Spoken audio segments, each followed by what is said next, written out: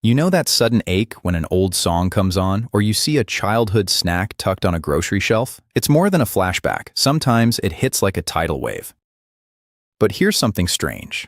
That feeling, nostalgia, almost seems to get sharper as we get older. Suddenly, things you hardly noticed back then become powerful reminders. Why?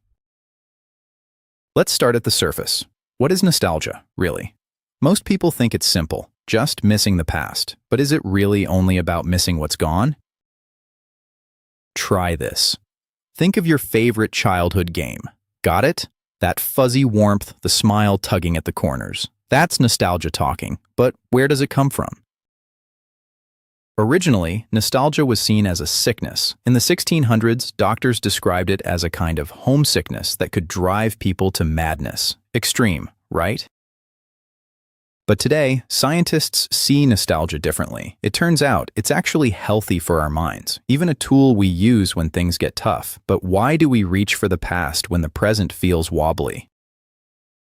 Here's where things get interesting. Nostalgia often shows up right when we hit a crossroads, moving to a new city, starting a new job, or after losing touch with old friends. Coincidence? Now, if nostalgia is a comfort, why does it seem to hit even harder as we grow up? There's a fascinating twist here. Kids have happy memories too, but ask any adult. Those flashbacks just feel more intense with age. Why? Maybe we're more aware of what's missing, or maybe something bigger is at work. Time itself changes how our brains store memories. Scientists say as we age, the emotional parts of our memories get stronger, even if tiny details fade away. Ever notice that? So, when you remember a Saturday morning cartoon or your first big sleepover, the facts blur, but the feelings, excitement, belonging, wonder, those stay sharp. Here's a curveball. We also get hit harder because, as adults, there's simply more to look back on. Life fills up with new responsibilities, new layers, but also new gaps. And suddenly, nostalgia isn't just nice. It feels necessary. We use it like a mental home base, somewhere safe to visit when real life gets overwhelming. But here's the question. Is nostalgia always a good thing? Or can looking back pull us away from what's happening right now? Some psychologists warn that nostalgia, if we lean on it too hard, can stall us in the past. But usually, it actually helps us connect, find meaning, and even tackle the future. Here's a story. Remember gaming with the boys?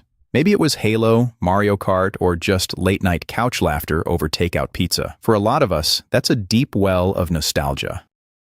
But why does that memory hit so hard, maybe even harder decades later? It's not just the game. It's the togetherness, the banter, even the inside jokes you'd forgotten until you heard one again. As we age, friends drift, schedules fill, and you realize those moments weren't just entertainment. They were building the trust, bonds, and safety nets you lean on today. Want a real twist? Nostalgia doesn't just comfort us. It actually helps us face new challenges. Researchers have found it boosts self-esteem and even helps us feel less lonely. In fact, the more uncertain life feels, pandemic, job switch, new city, the more our brains seem to summon up happy old times. It's like our minds know what we need before we do. But wait, does nostalgia look the same for everyone?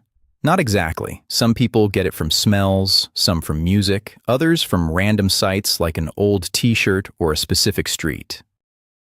Here's something you probably never guessed. Even the time period when you grew up affects how nostalgia hits. For whoever had their childhood in the 90s, that pixelated Mario theme or a Tamagotchi beep can open the memory floodgates.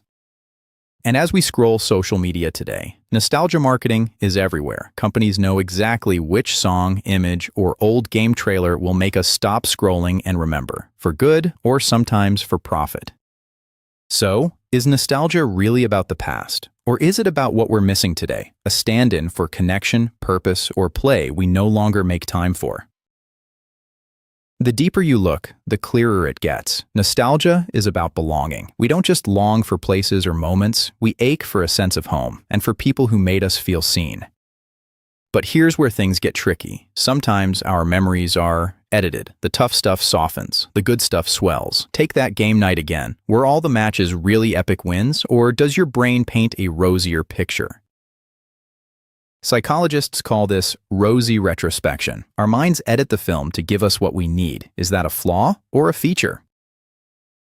That rosy nostalgia can fuel us. If you're feeling stuck, remembering you were once brave, playful, or silly can spark action now. It reminds us who we were is fuel for who we can be. But there's still the crisis. Sometimes the past feels more real, more inviting than anything now. It can make the present feel empty by comparison. Why bother if nothing tops the old days? Here's the turning point. Nostalgia, at its best, isn't about escaping. It's about reconnecting. Those old moments are reminders of the things you still value: laughter, challenge, trust, connection, which you can seek out today. What if instead of getting stuck, you use nostalgia as a compass? What's the thing you miss? The feeling. And how could you build more of that now? A single text can lead to another game night. A favorite song can become the soundtrack for a new adventure. What else could you carry forward, starting now? So, next time nostalgia hits hard, ask yourself, what is it really for? Is it calling you backward or just giving you the boost to take a step forward? In the end, nostalgia is a gift, a bittersweet one, for sure. It's proof you've lived, loved, and left imprints both in the world and in your heart. After all, feeling nostalgia just means you have something worth missing. Maybe the ache is the best evidence we're growing, turning memories into meaning as we go.